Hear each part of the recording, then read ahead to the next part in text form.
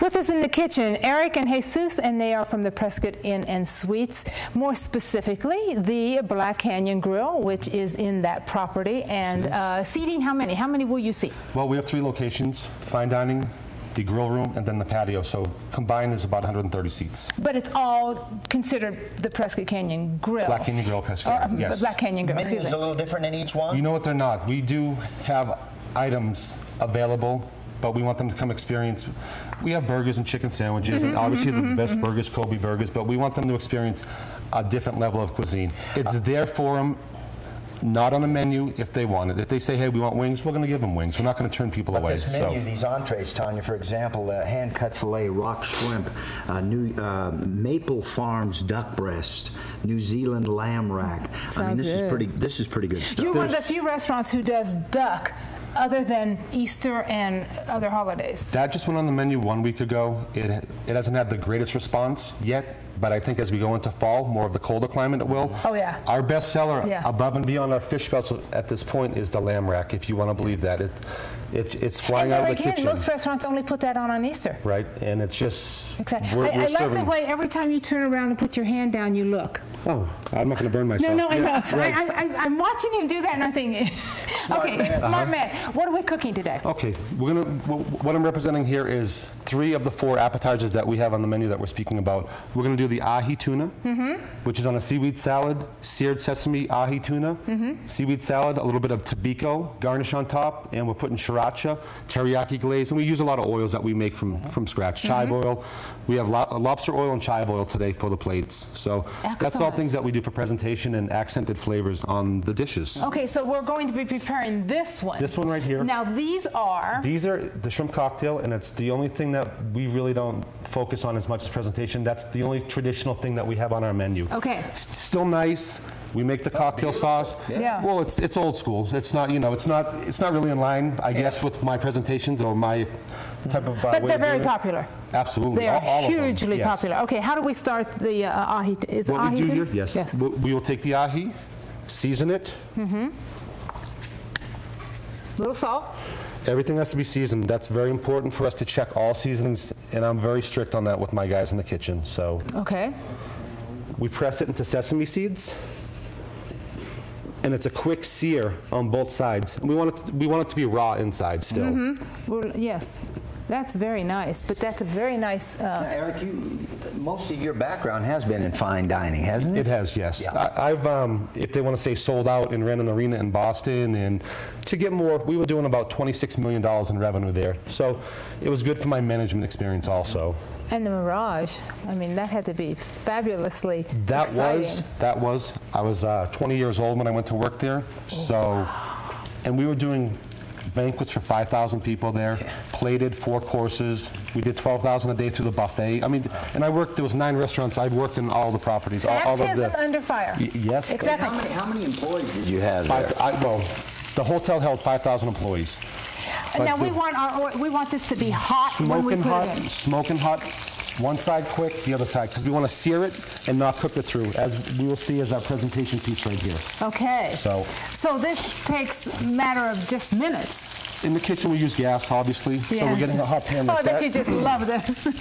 It works for what we're doing. Yeah. It works for what we're doing. But it's a quick sear on one side,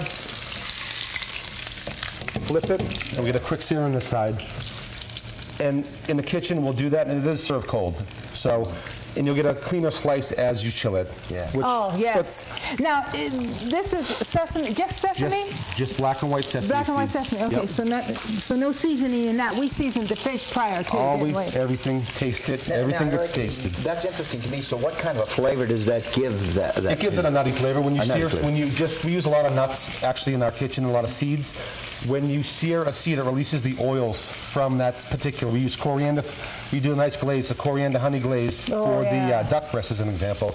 We toast the coriander, buzz it in either a pepper mill or a food grinder, and that releases all the oils in there and the aromatics from it. So it makes it very nice. Yeah. It enhances the flavor, and the oil from something is what pulls out the flavors. So okay.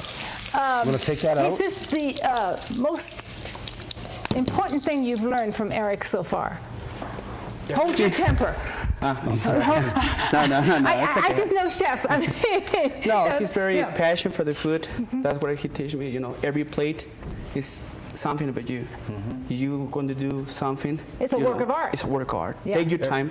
He makes something. He teaches me something. Make it nice or make it twice. You want every single dish to come out the same. That's funny. That's, on the table. Would you say that in the kitchen? Make it nice or make it twice. And that's everything has to be perfect. The garnish, the sauce, everything on the plate. So it's educating my staff. It's educating my staff to want to work and be motivated and energetic as I am, and be proud of what they're doing. So, and it's also everybody. You have to know where everything's in its place. I've been in kitchens. You know what? It's more of an extension too, because at the same time of training the kitchen staff, the people serving the food need to know how to retrieve it from the window. They need to know how to serve it correctly. We do elevation, height, presentation, so they need to spot something if it's not plated properly. Right. Well, that's what the expert editor does. Right. And exactly. Actually, and if they, my general manager's been doing that for me on the weekends. So. Now we're slicing. Yep. Absolutely. And so now, like you said, the cooler it gets, we'll still get a good slice on it, but if it's chilled, it's just a finer, beautiful cut on it. So. Okay. Interesting. Yes. Is this a popular item, Chef? Absolutely. Yes. Ahi tuna is it's a very nice and flavorful fish to serve this way, isn't it? We're getting, as you can see from the color of the fish, it's ruby red. It's beautiful fish that we're getting here. So we'll go and plate this real quick. Take our plate. We take our seaweed salad. And again, these are the exact plates you use at the grill. At the property, yes. Exact presentations as you see them in front of us. Oh, the seaweed salad just alone looks delicious. You can smell the sesame in it. I can smell it. Yes, very nice. Very nice. Yeah. Okay. Now, what's the fare on that, Chef? This one here is $10. $10, $9 for the cocktail. We do a mussel for also $10. Your prices are reasonable for the quality of food that we're doing. Yes. My goodness. We're food cost wise, we are where we need to be, and they're not going to. What you see on the menu is not going to be raised. So. Very, very nice food. Okay. Now what's this? Is roe or fish eggs, salmon roe. Okay. Chibiko, they call it. Okay. That's the Japanese name for it. Okay. Put a little garnish on there. Take a little bit of frisee we use for garnish also. Yeah. For color. Frisee is nice. That's what I like to use in salads. Frisee is I like it in salads also. If I could grab my sausage here real quick. Yes. We're going to drop a little chive oil for color to accent the ruby flesh of the tuna. Gosh, that sounds like a painter. Red and green opposite on the color wheel. I mean, the one soup that we serve is lobster bisque. So when we do the shells, I take extra shells out and we roast shells for the lobster oil on here. Very nice. Very nice. Yeah. Little teriyaki glaze. This looks good enough to eat, Chef. Well, you have to eat it. Yeah. And for a little spiciness, we use the sriracha sauce. Now, I'm not familiar with that. After you taste it, you will be. It's a Vietnamese, very spicy, but a little goes a very long way with it. Okay. And it's a chili sauce, and the flavor is phenomenal on it. Very nice, beautiful, beautiful presentation, beautiful food, fabulous. Don't miss the chance to get to Black Canyon Grill. Right, easy to find off Highway 69. You'll get to meet the chef. Yes. And Jesus. Yes, I want to taste it. Yes, please do. Here's the test. Oh, I can't double dip, but I'll get a clean fork. Here we go. Very nice, very nice. Yes. Okay, Tony Curtis. Gentlemen, thank you very much. Thank you, gentlemen. We appreciate it. Thank you very much. Don't get very nice. Lovely having you. Thank you. Thank you, appreciate it. Appreciate it. If you bring food like that, you're welcome anytime. Thank you.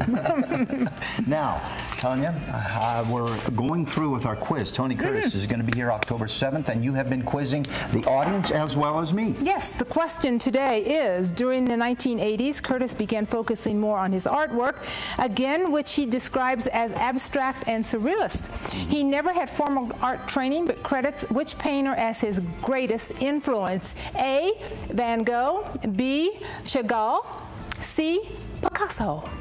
Okay. All right. Okay, it's your question, Lou. I'm going to go with B.